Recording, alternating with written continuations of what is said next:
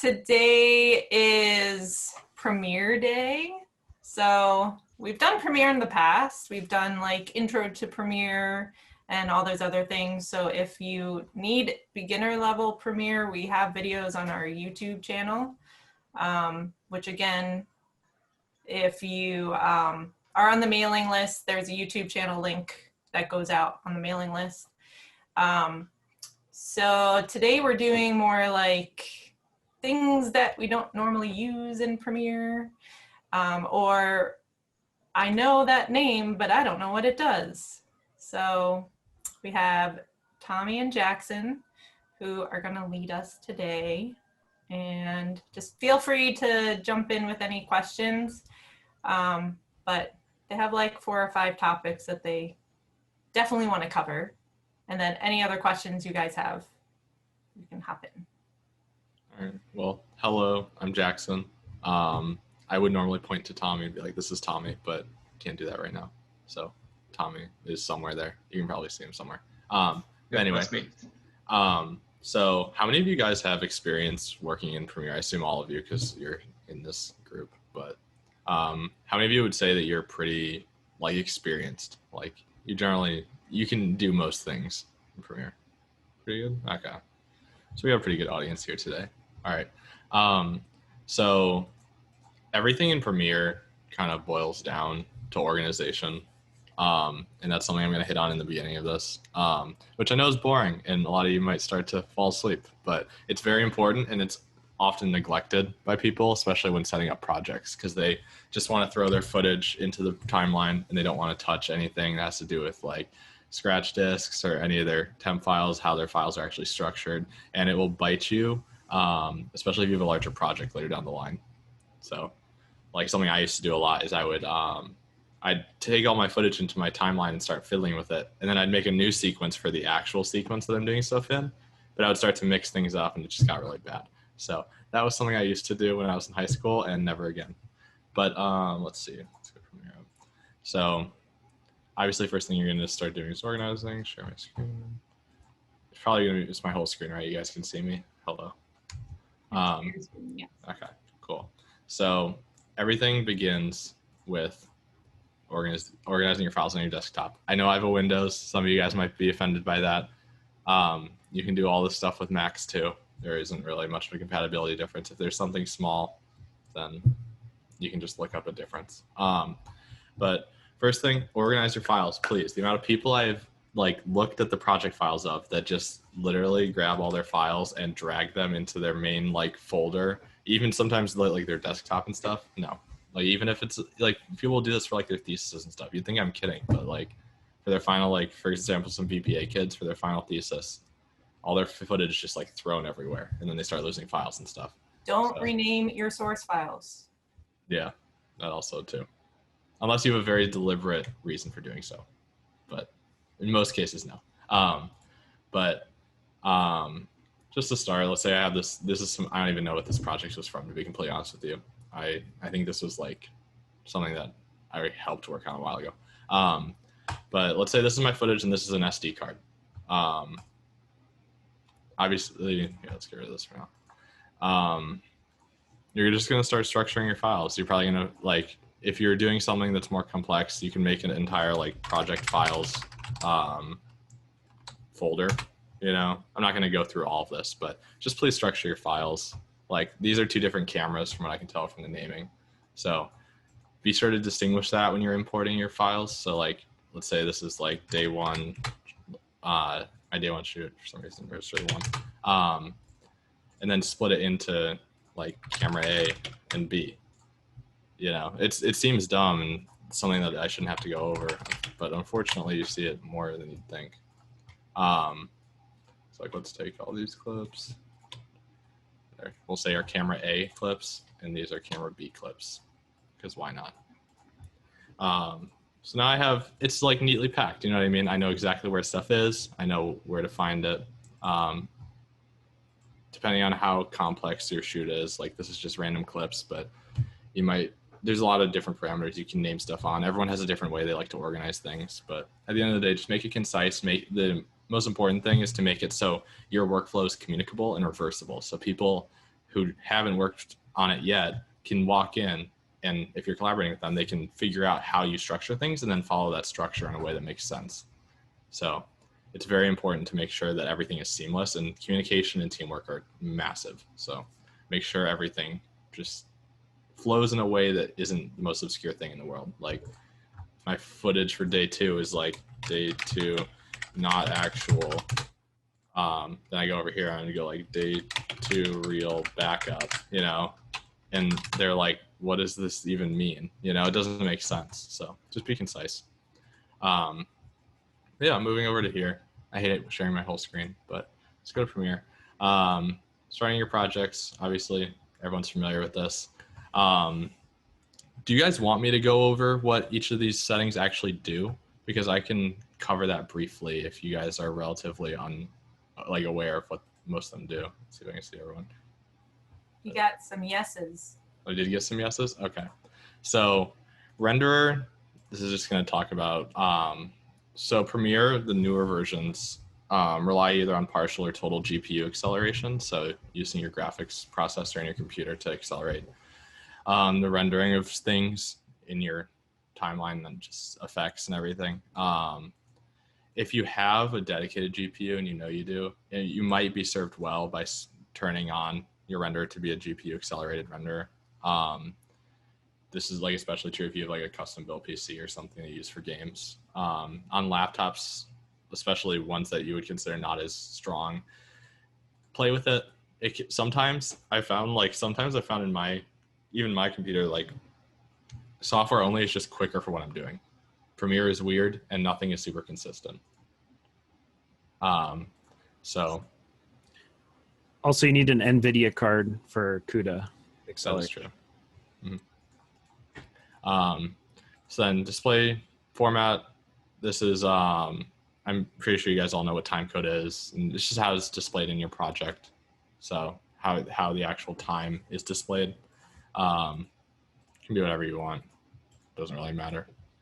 Based on your project, if you're like shooting film, you know, you might want something else, but same thing with this, just how it's being displayed. TV and HTV, I don't think I've ever heard anyone talk or touch it in years and years and years. It's like the cassette format or something like that, which is either going to be like 480. Anyone who's been here for a long time, do you guys know? I think it's like, was it 480 60i and then like 1080 60i old cassettes. How dare you? Oh my I God. use it with my my Sony VX camera. Oh really? Yeah. How old's that camera? I think 2003 maybe. Yeah. Still has the cassette style of doing all that. But yeah, in general, you're never going to touch this. You don't need to touch it. It doesn't apply to you. Just one's like HD, so it's a higher resolution version. But anyway, color management, if you're doing an HDR project, these are just, they're different like percentages of transfer functions you're going to be using to actually display your HDR data. So like HLG is going to be taking SDR like data and converting it to HDR based on values that are in the extreme highlights and shadows or whatever. Again, something you probably don't have to worry about. If you're messing with HDR, you're probably either going to be already watching tutorials or you already know how to deal with this stuff. So you can just leave that blank as well. Look, everyone, it says knits. Knits. Throwback to post-production class last Friday. It's a real term. I teach you real things. But yeah, so scratch disks, it's basically temp files, things like that. They actually outline what each of them are. When you're working, I like to localize them unless I have a dedicated hard drive that I'm going to be putting all my stuff on. You're generally going to want to put it in the same folder as your project. It just makes everything easy. You know where everything is. Yeah, it's more convenient. I could go through and like you can do same as project. Right now, apparently it's on my desktop because I didn't switch it. But yeah, also name your projects. Don't be like me and forget to do it like right now. But yeah, to switch it all to same as project. It's the easiest way. Again, this will vary. If you're doing something that's more specific, and you'll probably know what you're doing if you're going to vary. So yeah, in just settings, you don't really need to worry about, to be completely honest with you, for most of what we're going to be doing. I like to do manual proxies and stuff. If anyone else wants to talk about it, that's more familiar with it. I haven't used it a whole lot. But yeah, I'm pretty sure. Can you encrypt files? Why is it MD5? I don't know. Anyway, It's a hash, so you can verify that the file on the source is exactly the same as the file that's been copied over. okay, yeah, makes sense. But yeah, so making our project.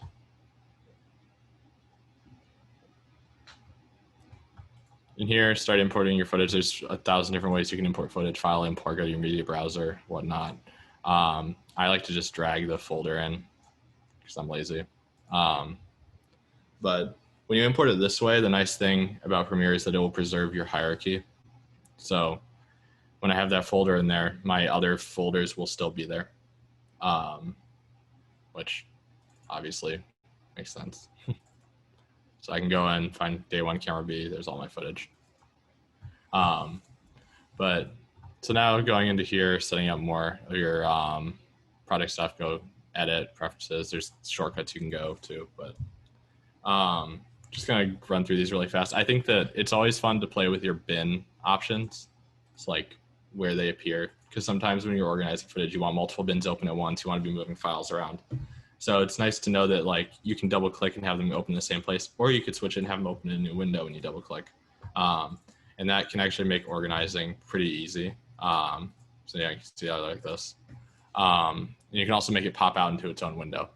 And I really like that. I think that's a feature that I was it on Macs a couple years ago. They had it as default. The double click was it would open in a new window, and that was ridiculous to me.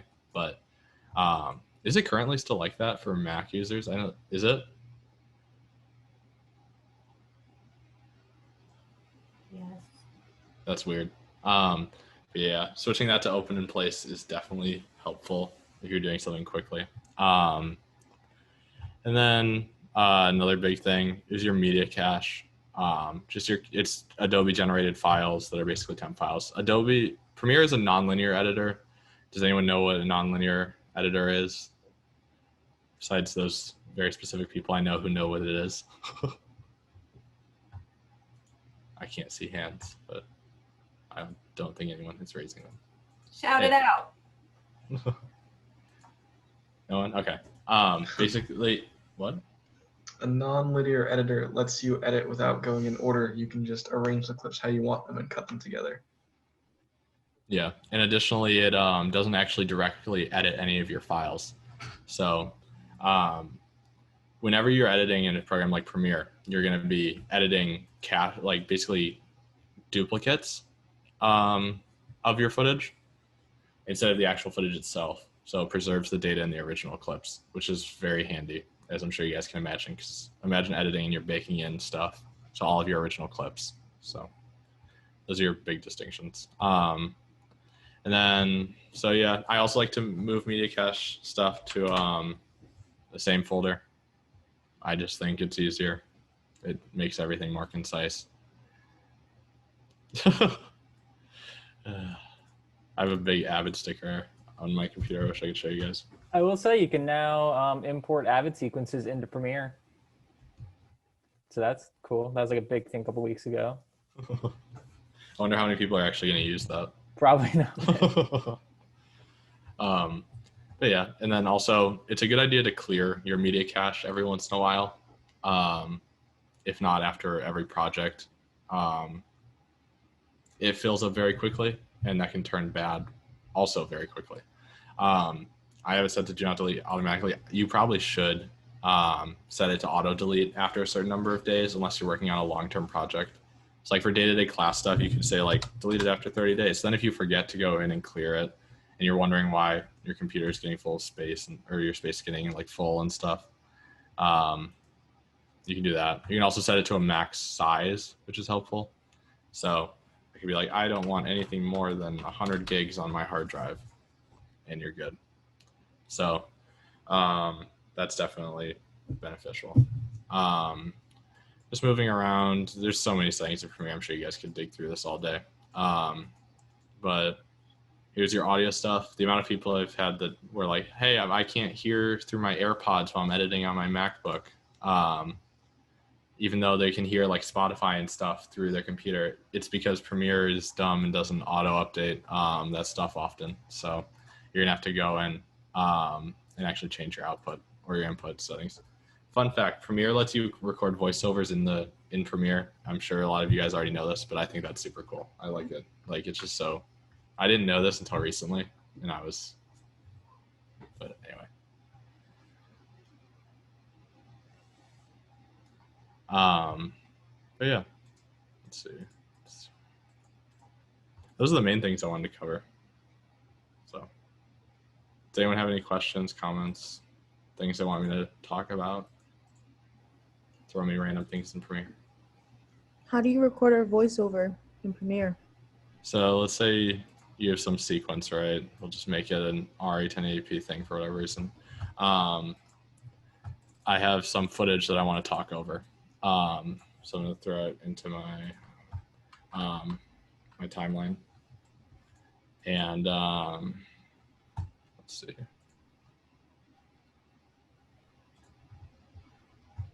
Do I have my good mic on here? So if I go in here, let me mute that. I can click this voiceover record button on a new audio channel, like in my timeline. It'll count down, and then I can start talking. I normally take my headset. I'm not about to listen to my own voice, but you get the point. You can just start talking and while the video's playing, so you can respond to it in real time. And it's actually a really cool little feature. So yeah. Anything else? Thanks. Mm-hmm.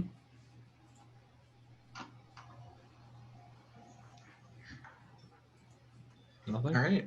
In that case, I guess I'll talk about Multicam for a little bit and a few other things. All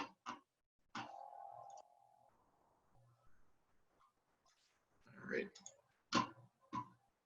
Hopefully now everybody can see Premiere again.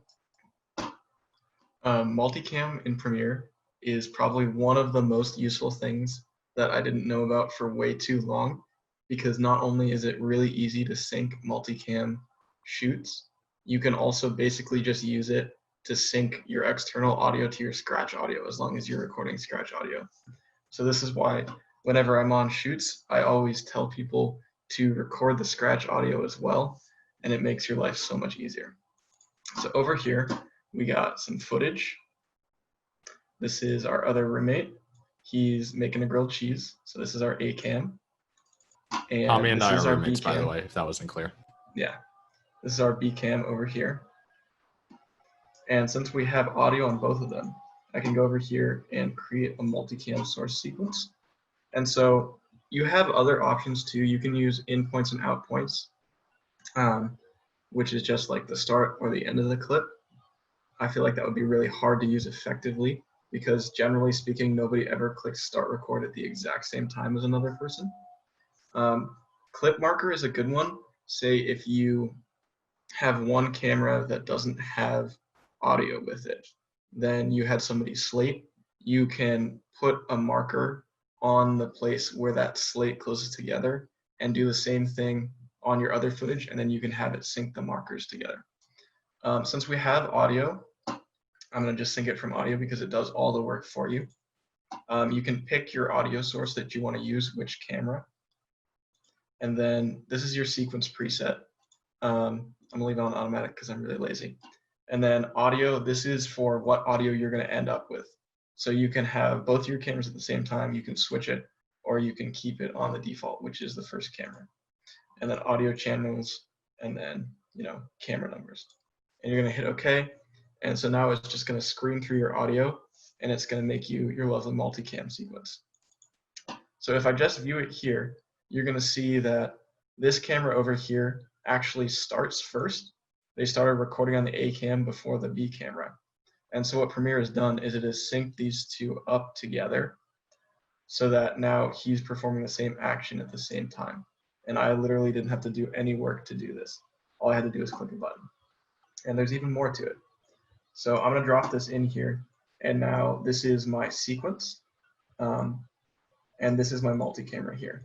So in order to actually like record, Premiere lets you basically pretend it's a live shoot and switch between your cameras whenever you want. So over here, you go to multi-camera instead of composite video. And now you have a view with all of your cameras. And then on the right, this is basically your program monitor. This is showing what you're outputting. And then in order to record, you need this little red button. And if you don't have it already, you hit this plus here, multi-camera record toggle on and off. So as soon as you're ready to find your video, you hit your little record button, you play it, and then you click on the source you want. And then as soon as you want to make a cut, all you got to do is click on the other one. And then you can keep scrolling through, click on it whenever you want. And then when you finish here, you can see now in my sequence, every time I made a cut on the camera, it recorded it and it noted it in the sequence down here. So this is basically allowing you to go back and edit these without having to like sync them in your timeline. And then you have that where you got like 2 layers and now you're trying to cut between them and you're trying to alternate.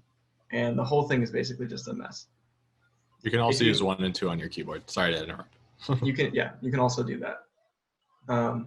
If you're just trying to sync up external audio, you can do the same exact process. You just have to select your video footage and then your audio footage, and then you'll sync it based on your external audio. And it'll do the same thing as long as you record a scratch audio.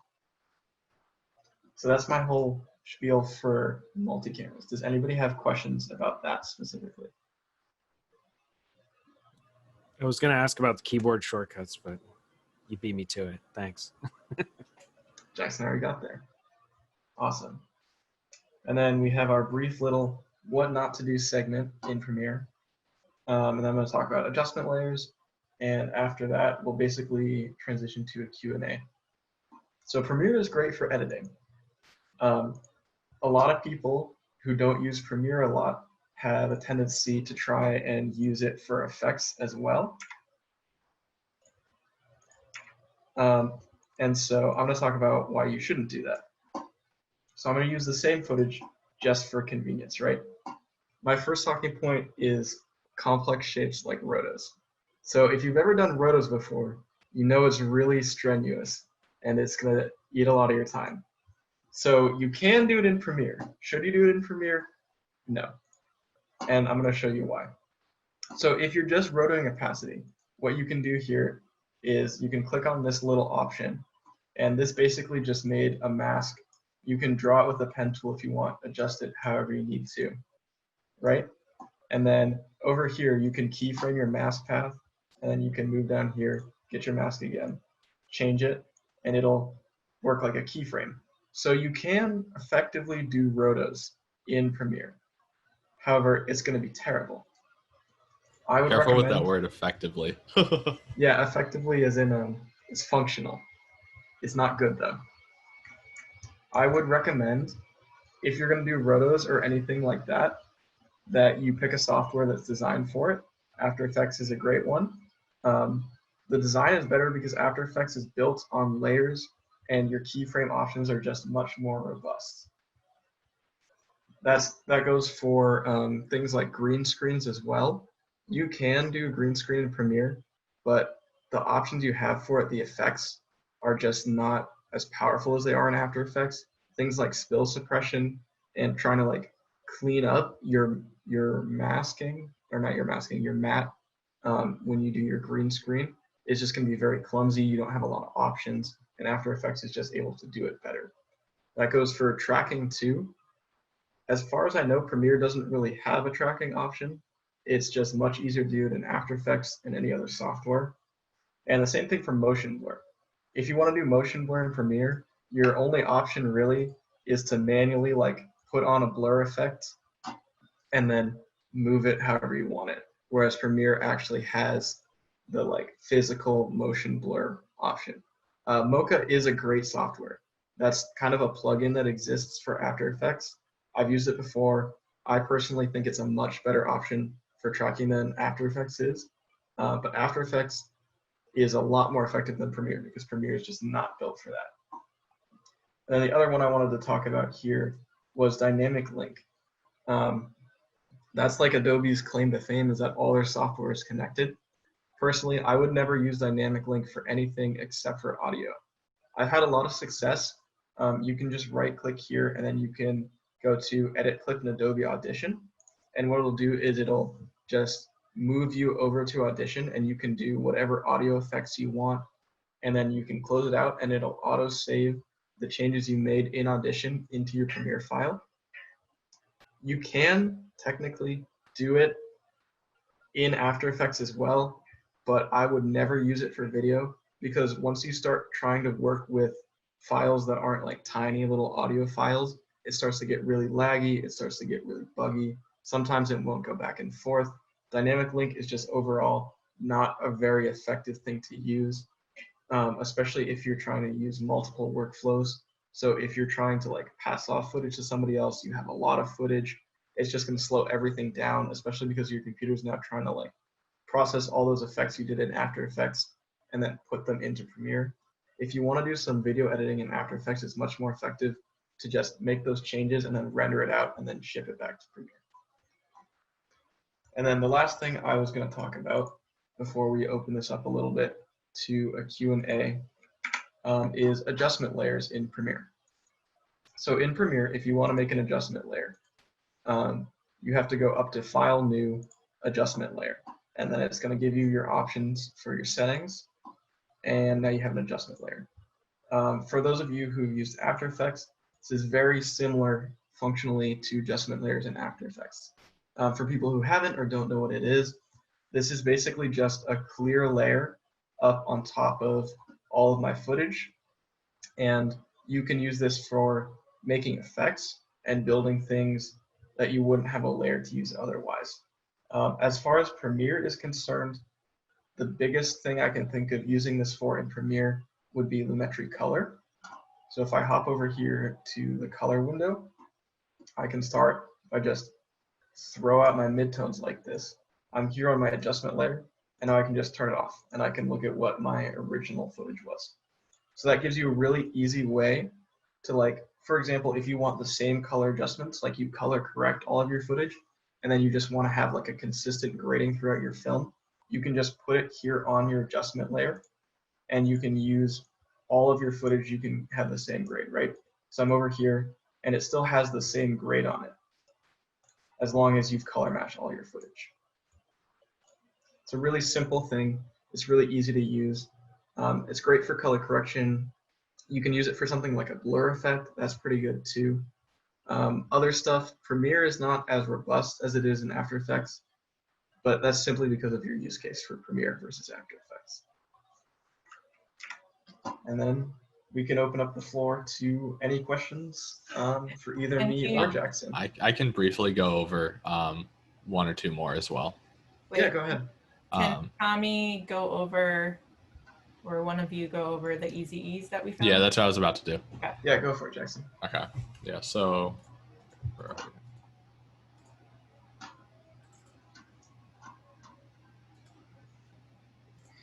It's not correct.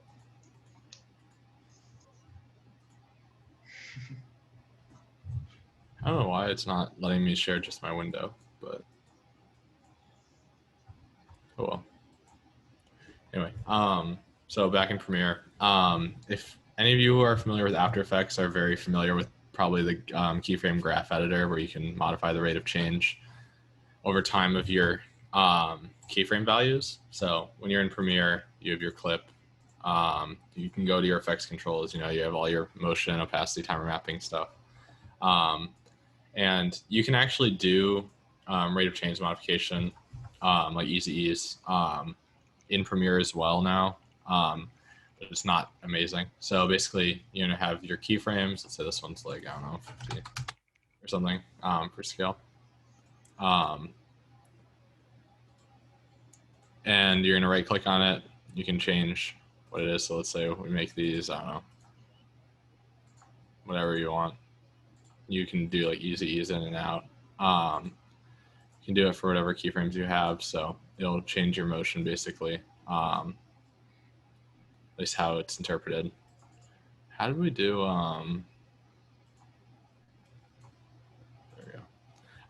So you can actually directly modify them now inside of Premiere as well. So you can change the exact velocity of your keyframes. So let's say I want it to do some weird little squiggle thing like that. When I play the clip, it'll actually match that over time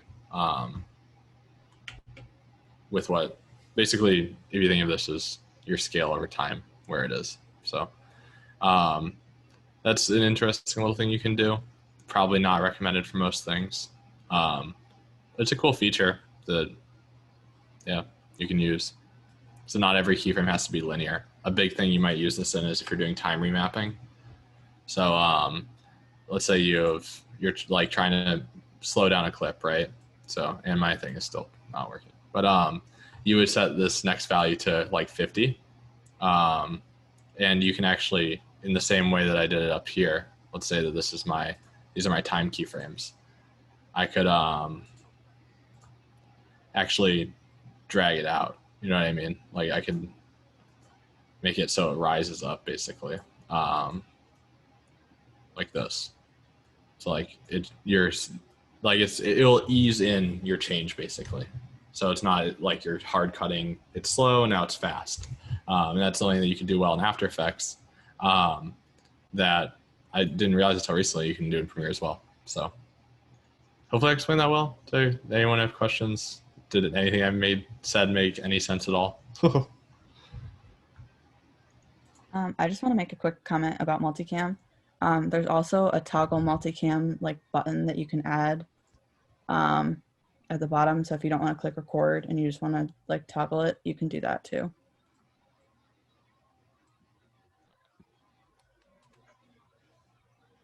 Yeah. Anything else? Where is that, Lauren? So if you go like to like that little like plus sign where you like add icons, there's like a toggle multicam one. It's like the one that has like the big box and then like the 4 little boxes. It's right next to the record button. Oh, this one? Okay. Yeah. So then like if you click that, if you have a multicam sequence, you can just click that and then you'll be in your multicam view. And then you can just do the like 1-2 shortcuts. I use multicam literally every day in my internship, so I've gotten really comfortable with it. It's really useful. Would highly recommend. It is a little bit buggy. Like when you like if you start to like add like more audio in for some reason, just because like right now we're doing a lot of stuff with Zoom, and then we'll also get like Tascam audio later. So just like note that like if you are going to be adding more audio in later, you might have like some bugs there. Like sometimes waveforms just won't show up, so I've had to edit a couple things without waveforms, which is a little bit annoying, but it like the pros of multicam make up for the bugs that it sometimes has. And usually you can get rid of that by just like closing your sequence and like, or like closing Premiere down and then opening it back up. But occasionally it doesn't go away. One last thing I can also mention really briefly is how many of you guys are aware that team projects exist inside of, have any of you guys used them? No? What was that, Shane? I was gonna say I don't have any friends to team play with. I mean, in the same way that basically you can think of team projects as Adobe's dynamic link, but for projects instead of for softwares. So it does follow the same sort of guidelines that we said earlier about how we feel about dynamic link. It's weird to work with. But if you did have the desire to make a team project, it's just like making a normal project where you'll go in, you'll make a new team project. But instead of naming a file and stuff like that, you still have all your scratch disk options, stuff like that. You're gonna say a name, so like let's say sub demo 2. And wow. So you add collaborators. It's literally like if you share a Google Doc, like to be honest with you, I think the UI looks very similar. So you'll add people by email for like whoever you want to collaborate with. Click invite, close out of that. Once you have all of this stuff set how you want it, go ahead and click OK, and it'll create a new team project for you that other people can work on. So basically, let's see. So we have this team project now, and right here, it's just like Google Drive again. You can see who's on it and who all has access to it. So I can go and see like, oh, I'm the owner, and then I invited Tommy to join the project. Ideally, and what makes this kind of difficult is you would both have access to all your footage, and you would structure it in the same way. So he would have on his computer all the footage that we're using for the project, and vice versa. And from there, we can basically work together on it. It's not quite as live as like Google Drive, for example. Like if you're working on a doc, you guys can like type over each other and stuff, but it functions in the same idea that assuming you guys both have the footage there, you guys can work off each other. You guys could be in like a Discord call or like Zoom call and just talk through things. So in that sense, it's cool. It's all linked through your Creative Cloud. So yeah. Those exist, and it is interesting to explore, but it is also buggy, and in larger projects, it'll take longer for things to update in the timeline and stuff. So it gets a little murky there. But any questions? Did you say where all the footage lives? So footage lives on your hard drive, or like here, let's go into project. So like you both have to have a mirror of the hard drive. Yeah. So yeah, like I said, it basically has to be in identical places on your hard drive. And you can organize it in here in your set. If you just go to your file or edit team project, and then here are all your settings. So you can get the latest changes. You can see versions, autosave, stuff like that.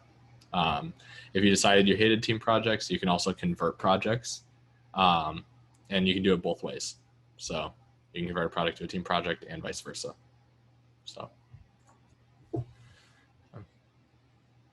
anything else? Anyone? Any comments, concerns?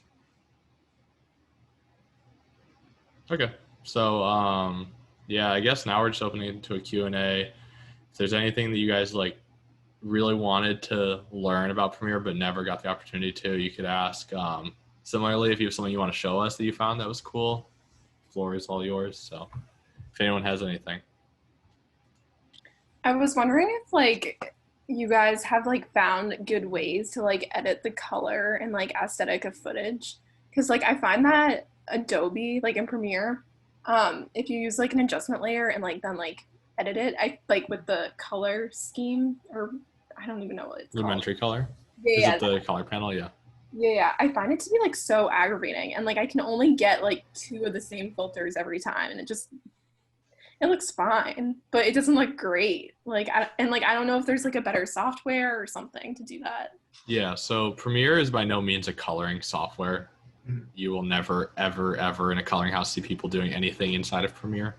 But it does have baseline tools that once you learn them can make quick color modification and basic color correction easy and quick, especially with just clicking the color thing in the top. The software that everyone recommends is DaVinci Resolve, which is actually free. Are you familiar with that? Yeah, I have it. I've yet to figure it out though. For some reason, it's like the application. I have a Mac computer, and when I open the application, it's like twice the size of my like desktop screen. So it's like a pain. Yeah.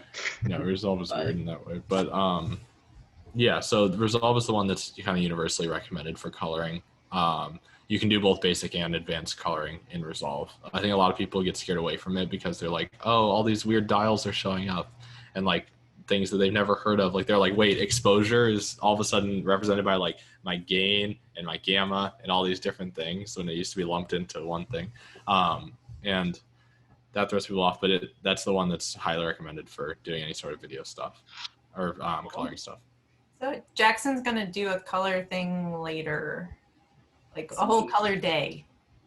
That's what I need. Yeah. So I'm gonna cover, Nice. and on that day I'm gonna cover both Premiere coloring, so like actually using Lumetri and jumping into Resolve and why you should never look at Lumetri Color again unless you have to make a 5-minute, it's due in 5-minute project. So. Awesome. Thank you. But do you want to explain the reason why those color profiles won't be working for her? So in Premiere, let's get over to our Lumetri Color. Find my old project before I start sharing. Basically, those. So like when you're talking about like the color presets or whatever, you're talking about the ones that are built into the Creative tab of Lumetri, right? Yeah, and like also just like creating them yourself, I guess. Yeah. So yeah. So basically here, come on Premiere. I was dumb and decided I should not have Premiere open anymore during Premiere Day where I'm presenting Premiere. So give me 1 second.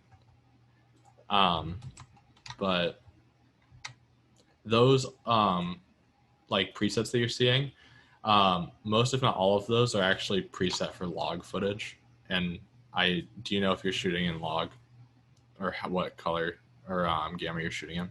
No idea, to be honest. Yeah, so that's why you're gonna have some weird issues with those. And that's one of the things that makes Resolve a lot better is it allows you to interpret footage properly.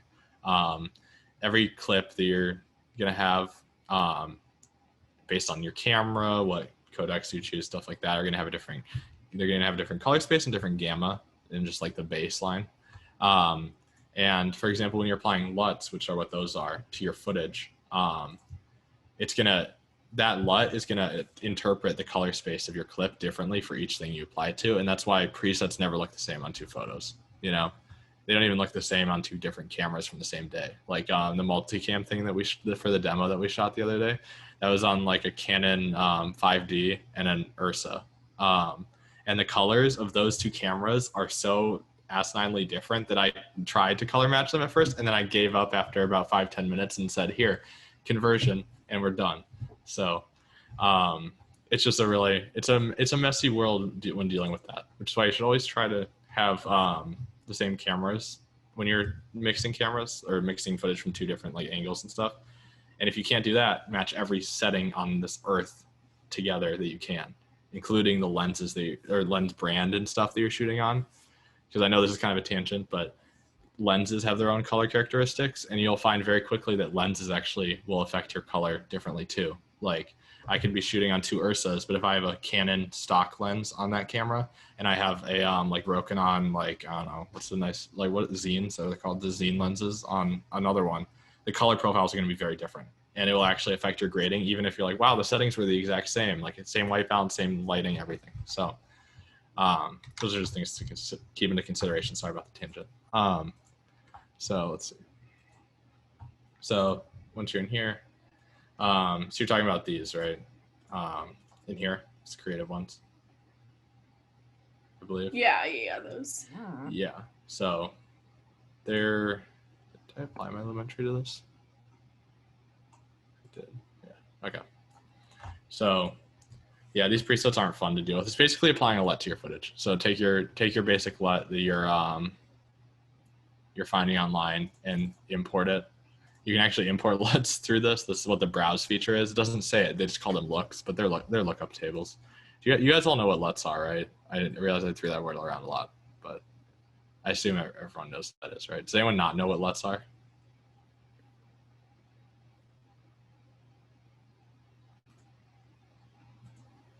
Just briefly explain it.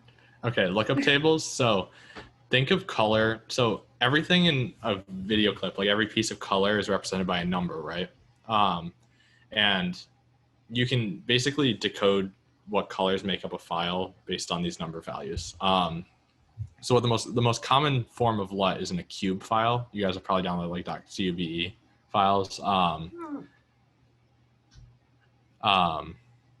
was that? Okay. So basically your cube files are going to be a 3D representation of your color data for your given color space. So what a lookup table do is it will transform colors from one space, like for example, your original footage, to one that's been predetermined by a colorist or whoever made the LUT. just like if you wanted to do basic color correction, it will change. Basically, it'll change the number values for different like levels of color, shadows, like brightness, stuff like that in your clip. So it's essentially, so I'm like not explaining, I'm like trying to like tote the line between way too like in depth for what we're doing right now and surface. Basically it's a color transformation of your footage. So it converts, let's say I have some like this orange, I want it to be a slightly different orange, and it'll do that for every orange related to that in the clip. So it's creating filters basically. Is that okay? Does that make sense? Math in color. Yes. It is a mathematical transformation of your color. So, but yeah, going back to this, intensity slider is really important if you're going to use the built-in presets. This footage looks very obviously log from this, I would assume. And technically I could convert it to something else. I'd probably, this is Ursa footage, I think. So using a Blackmagic conversion LUT, and then doing your basic color correction. If you don't have one, the big way to correct your, you could do it really basically by messing with these values, or you could just try to do an inverse of the curve of the log. So log footage, your curve is going to look, they're trying to make it as flat as possible, right? So your curve is going to look more logarithmic in nature, which is why your footage appears flat, because yeah, without going too in depth. That's probably the easiest way to reverse log. And you can color correct from there in Lumetri. But I'm not going to get too in depth because we're going to talk about this another day. But Yeah, just to add on to that a little bit, just to briefly explain the difference between log and linear. Linear is probably what you shot in. And so what linear does is it brings your highlights up a little bit and your blacks down a little bit, which actually ends up losing data, but it looks more normal. So the reason log looks kind of gray and nasty is because it's preserving data. So it gives you a little more adjustment in your shadows and your highlights. You can have more detail in your colors. So that's what a lot of professional sets use. But that's why LUTs are always designed for log. It's because that's what professional sets use. But most cameras that you'll just kind of pick up and shoot with are going to shoot in linear. And so it's going to, when you throw a LUT on there, it's going to do crazy stuff with your highlights and your shadows, and it's going to make everything look off. Yeah. Pretty much exactly what he said. I will say really fast though, it's not necessarily linear, like if you're getting really specific about it, but it's much closer to linear than log. So like a lot of footage that you're going to be using is going to have like, I don't know, like an sRGB gamma and stuff, which looks pretty close to linear, but it'll still have like some modifications to kind of make it less so. But yeah, that's a general rule. Linear generally has less data in your shadows and highlights because it's crunching them down. So that's another reason that LUTs don't look good when you're using linear, and that's why, or like Rec 709 or whatever, and that's why you don't see that on professional sets, because the whole point of log is you're trying to retain as much data as possible in a baked image, so where it's already been debared and everything, and it's not raw. And basically, when you have less of that data, there's less stuff that the color transformation can modify and make look good, because it's going to start mixing things. So like it might, whereas this red right here and this orange are distinct here, in linear, if they're close enough, they might mix and it'll create really weird color artifacting and nastiness. So that's the general rule behind that.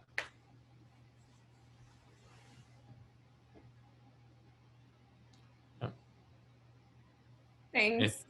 Yeah, no problem. Anything else? You'll go slower next time. Yeah, sorry. My public speaking style is ramble, so it just be like.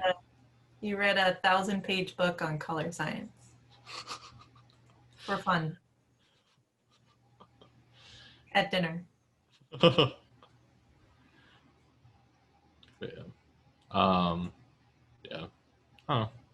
Any like other weird random questions about color editing, Premiere, stuff like that? can you tell us about the Adobe certification Yeah. test? Yeah, so Adobe offers this thing called Adobe Certified Expert and Adobe Certified Instructor.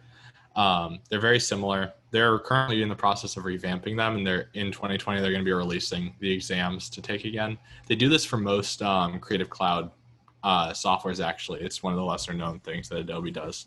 So what it does is it gives you the ability to use like Adobe's company branding on your resume, and it also adds you to a pool of basically it adds to a database of experts and stuff. So it gives you early access to things. The database is something that if someone, so like let's say someone, by the way, I have one of those certs if that's not obvious. I probably isn't. I have basically, you're in a database. Let's say someone goes to Adobe and they're like, hey, I need an editor that can do that specializes in these things. And I live in this area. Adobe will then send them contact info for a list of people that are in that area, and that includes like links to their portfolio and stuff. So it's a good way to get people to reach out for client work. And I've actually had a couple of people reach out for that, or through that. And yeah, so you basically, they have, I don't know, I think the requirements are changing. I think now you just have to take the exam. I don't even know how long it's going to be or anything. They're completely rehashing it. But before it was like a 50-something question exam where they have you do things and they also have you do knowledge questions. So they'll be like, okay, if you have this, like just questions about literally anything that could do with video editing. So file formats, how to edit, stuff like that. And then it will also have questions that will be like, here is literally Premiere. You need to do this and do it in this way, go. And it will monitor how you do it. And if you do it successfully, you pass the thing. And there's a cutoff. I think it's like 80% correct or something. And you get that cert. So it's definitely a valuable resume piece. I think when I did it, you had to have some professional experience to take the test. So you had to either have your test, you had to take your test through a company that does, like that's their primary thing, or you have to show that you have a lot of experience in the field. I don't know how they're going to do it in the future. I think they might drop that requirement, but yeah, no. The Adobe Expert one is it's a little bit different from how a lot of those other ones work, because the baseline certification to say you can use this software effectively is actually called Adobe Certified Associate. And that's a program that they've had. It's less intense. It basically shows minimum competency in the program. So it says like, you know how this works, that works, blah, blah, blah. But it doesn't necessarily mean that you like have in-depth knowledge of every aspect of the program. So that's another thing to consider. That does not give you the ability to use the Adobe stuff on your resume and such, and you don't get into the database and all those things. But that is another option for certification. So basically if you're an ACA, that's like the base, like you're competent in Premiere, and then ACE or ACI are like you really, really know the software. You can teach it if you have an ACI. And I couldn't get it because they were like, we need a state teaching certification or degree. And I'm like, nope, definitely not. Can you just show them this video? Hey guys, I taught some people on Zoom. Let me have it. It's what we're all doing. Exactly. But yeah, no, so it's something to consider, especially if you want to go into editing. I don't know what the state of everything's going to be with Premiere in the future, or if people will even care, but it's something to consider if you're really interested in editing, because at least I got my cert 2 years ago. I don't use it at all really anymore because I switched out of film, but it's definitely valuable to have, and it makes you feel good. You can put Adobe's logo on your resume and they can like endorse you basically. So yeah, the database is definitely the coolest thing though, because you'll get emails from people that are being like, this person requested your contact information, and then they'll have like a little message and stuff. So any questions about that or anything else? You want to stop screen sharing? Oh yeah, I forgot I had that open. So cool. Thank you, Tommy and Jackson. Silent room with snaps. Lovely. Yeah, we don't have Brett here this week to fill the void. Exactly.